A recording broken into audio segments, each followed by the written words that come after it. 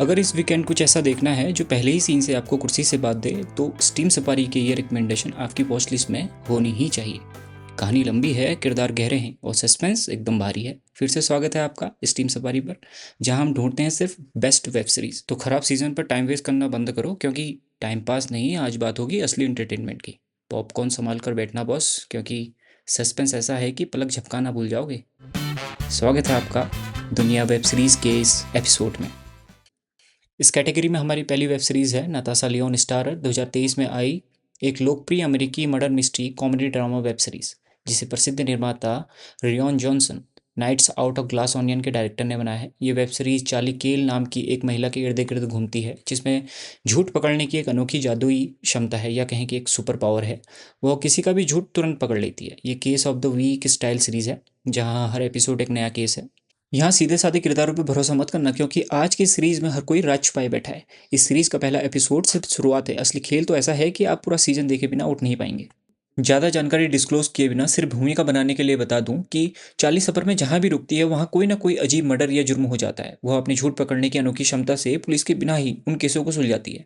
Charlie के पास कोई training नहीं है, उसके पास बस झूठ पकड़ने की एक जन्मजात यानी गॉड गिफ्टेड क्षमता है। वो बस आवाज़ के उतार चढ़ाव और उनकी नज़रों को देखकर तुरंत समझ जाती है कि सामने वाला सच बोल रहा है या झूठ।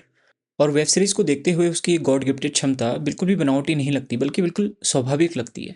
जब भी एपिसोड में किसी का मर्डर होता है तो उसके बाद चार्ली की एंट्री होती है, और मज़ा ये देखने में आता है कि वो कातिल के झूठ को पकड़कर उसे कैसे बेनकाब करती है। लेकिन ट्विस्ट ये है कि चार्ली ये तो पकड़ लेती है कि सामने वाला झूठ बोल रहा है, लेकिन वो यह नहीं जानती कि उसने झूठ क्यों बोला। इसी क्यों और कैसे का पता लगाने के लिए वो अपनी जासूसी शुरू करती है। इस वेब सीरीज़ की सबसे बड़ी खासियत यह है कि इसके हर एपिसोड में एक नई कहानी होती है, और हर बार हॉलीवुड के कई बड़े और मशहूर एक्टर्स विलन या पीड़ित के रूप में इसमें नजर आते हैं, जैसे एंड्रियन ब्रॉन्डी, ऑस्कर अवार्ड विजेता Benjamin Brent, Cherry Jones, Judith Light, जिन्हें इस शो के लिए एमी अवार्ड भी मिला, रॉन पर्लमैन जैसे हॉलीवुड के कई बड़े बड़े स्टार्स इस वेब सीरीज़ के अलग अलग एपिसोड में नजर आए हैं। पोकर फेस जियो हॉटस्टार में हिंदी लैंग्वेज में अवेलेबल है। इस वेब सीरीज़ के अब तक 2 सीजन आए हैं और दोनों ही बेहद पसंद किए गए थे। अगर आपको एक ऐसी सीरीज़ पसंद है जहां आखिरी एपिसोड तक कातिल का पता ना चले, तो ये वेब सीरीज़ आपके लिए है।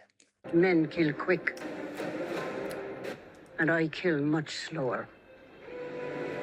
इस कैटेगरी में हमारी अगली वेब सीरीज़ हैरिसन फोर्ड और हेलेन मिर्रेन स्टारर, ये एक लोकप्रिय अमेरिकी वेस्टर्न ड्रामा वेब सीरीज़ है जो मशहूर शो येलोस्टोन का प्रीक्वल है। ये वेब सीरीज 1923 में डटन परिवार की एक पीढ़ी की कहानी बताती है, जो उस समय की है जब डटन परिवार को शराबबंदी, सूखा और महामंदी के शुरुआती दौर सहित कई कठिनाइयों का सामना करना पड़ रहा था, जिसने 1929 के वॉल स्ट्रीट क्रैश से बहुत पहले मोंटाना को प्रभावित किया था।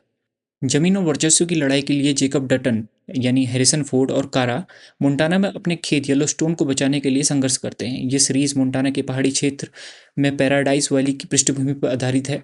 कहानी में मुख्य रूप से 3 अलग अलग ट्रैक चलते हैं जो आगे जाकर आपस में जुड़ते हैं, जिसमें पहला है जेकब डटन, डटन रेंज का मुखिया और एक मजबूत सिद्धांतों वाला, अपने परिवार की रक्षा के लिए किसी भी हद तक जाने वाला इंसान है।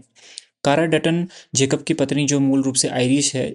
जब भी जेकब पर मुसीबत टूटती है तो कारा पूरे रेंज और परिवार को कुशलता से संभालती है। सिमल्टेनियसली दूसरी स्टोरी स्पेंसर डटन की चलती है, जो जेकब का भतीजा है, जो प्रथम विश्व युद्ध के बाद अफ्रीका में शेरों और खुखार जानवरों का शिकार करता है। वह युद्ध के सदमे से जूझ रहा है और बाद में अपने परिवार को बचाने के लिए मोंटाना लौटता है। इसी के पैरेलल तीसरी कहानी टियोना रेन वाटर की चलती है, जो एक युवा मूल अमेरिकी नेटिव अमेरिकन लड़की है जिन्हें रेड इंडियंस कहा जाता था, जिसे जबरन कैथलिक बोर्ड स्कूल में रखकर प्रताड़ित किया जाता है। उसकी कहानी उस दौर में नेटिव अमेरिकन आदिवासियों पर हुए अत्याचारों को दिखाती है। इस वेब सीरीज का विलन किरदार है डोनाल्ड विलफील्ड, एक बेहद अमीर और क्रूर व्यवसायी जो भेड़ पालने वाले बैनर के साथ मिलकर डटन परिवार की जमीन येलोस्टोन को हथियाना चाहता है और उसके लिए हिंसक हमले तक करता है। डटन रेंज पे हमला होता है और जेकब गंभीर रूप से घायल हो जाता है, तो कारा अपने भतीजे स्पेंसर को मदद के लिए वापस बुलाती है। स्पेंसर और उसकी पत्नी अलेक्जेंड्रा का अफ्रीका से अमेरिका तक का सफर कितने संघर्षों से भरा है, ये आपको पूरी सीरीज देखकर ही मालूम चलेगा। ये वेब सीरीज जियो हॉटस्टार पे हिंदी लैंग्वेज में अवेलेबल है। इसमें दिखाई गई लोकेशन अफ्रीका के जंगल, मोंटाना के बर्फीले पहाड़ और समुद्र के दृश्य किसी बड़े बजट की हॉलीवुड फिल्म जैसे हैं। इस कैटेगरी में हमारी अंतिम वेब सीरीज थ्रिल, एक्शन और सस्पेंस से भरी हुई है। इसकी स्टोरी, डायरेक्शन और प्रोडक्शन डिजाइनिंग सब कुछ सच में शानदार है। अगर आपको जेल ब्रेक स्टोरीज पसंद हैं तो without thinking twice just go for it, trust me, it's worth watching it. इस वेब सीरीज की शुरुआत होती है लिंकन ब्रोज से। लिंकन ब्रोज को अमेरिकी उपराष्ट्रपति के भाई की हत्या के झूठे आरोप में एक साजिश के तहत फंसाया गया है। जो फॉक्स रिवर स्टेट की जेल में अपनी मौत की सज़ा का इंतजार कर रहा है। लिंकन का छोटा भाई माइकल स्कोफिल्ड, जो एक बेहद बुद्धिमान स्ट्रक्चरल इंजीनियर है, अपने भाई लिंकन को बचाने के लिए माइकल जानबूझकर एक बैंक रॉबरी करता है और खुद को उसी जेल में कैद करवा लेता है और लिंकन को बाहर निकालने की पूरी विस्तृत योजना बनाता है। माइकल जेल का पूरा नक्शा और भागने का रास्ता अपने पूरे शरीर पर गुदवा कर लाया है, जो देखने में एक बड़े टैटू जैसा दिखाई देता है। जेल के अंदर माइकल को जेल से भागने की योजना को अंजाम देने के लिए कुछ खतरनाक कैदियों की मदद लेनी पड़ती है, जैसे कि फर्नांडो, माइकल का सेलमेट साथी कैदी, जो बाद में उसका वफादार दोस्त बन जाता है। लेकिन एक दूसरा कैदी टी बैग, जेल का सबसे खतरनाक चालाक और विलन जैसा किरदार, जो माइकल की इस योजना में ज़बरदस्ती शामिल हो जाता है ताकि वो भी मौके का फ़ायदा उठा सके।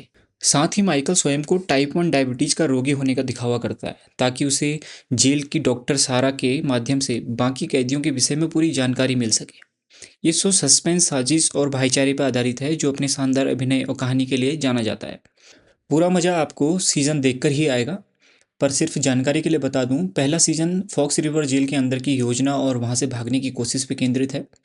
दूसरे सीज़न में जेल से भागने के बाद सभी कैदी पूरे अमेरिका में पुलिस और FBI से छिपते फिरते हैं। तीसरे सीज़न में माइकल को पनामा की एक बेहद खतरनाक जेल सोना में डाल दिया जाता है, वहाँ से उसे फिर से भागना पड़ता है। चौथे सीज़न में दोनों भाई मिलकर उस सरकारी साजिश द कंपनी को बेनकाब करते हैं जिसने उन्हें फंसाया था। और आखिरी सीज़न, फाइनल सीज़न में सालों बाद पता चलता है कि माइकल जिंदा है और यमन की एक जेल में कैद है। तब लिंकन माइकल को बचाने के लिए वहाँ जाता है। किसी भी सीजन को देखकर ऐसा नहीं लगता कि वही पुरानी कहानी दोहराई जा रही है। इसके विपरीत हर नए सीजन में नए किरदार और नई लोकेशन जुड़ती जाती है। इस वजह से मुख्य कहानी अपने तय ट्रैक पर रहते हुए भी हमेशा नएपन और ताजगी के साथ आगे बढ़ती है। ये वेब सीरीज़ जियो हॉटस्टार में इस वक्त सिर्फ इंग्लिश लैंग्वेज में अवेलेबल है। माइकल स्कोफिल्ड का दिमाग और उसकी योजनाएं दर्शकों को हैरान कर देती हैं और हर एपिसोड ऐसे मोड़ पर ख़त्म होता है कि आप अगला एपिसोड देखने से खुद को रोक नहीं पाते। तो हफ्ते भर का इंटरटेनमेंट सिर्फ 10 मिनट में। वॉच लिस्ट तैयार है तो बस ढूंढना बंद करो और देखना शुरू करो। और याद से OTT के हर कड़क सीजन के लिए स्ट्रीम सफारी को अभी सब्सक्राइब करो। मिलते हैं अगले वीडियो पे। Till then take very good care of yourself.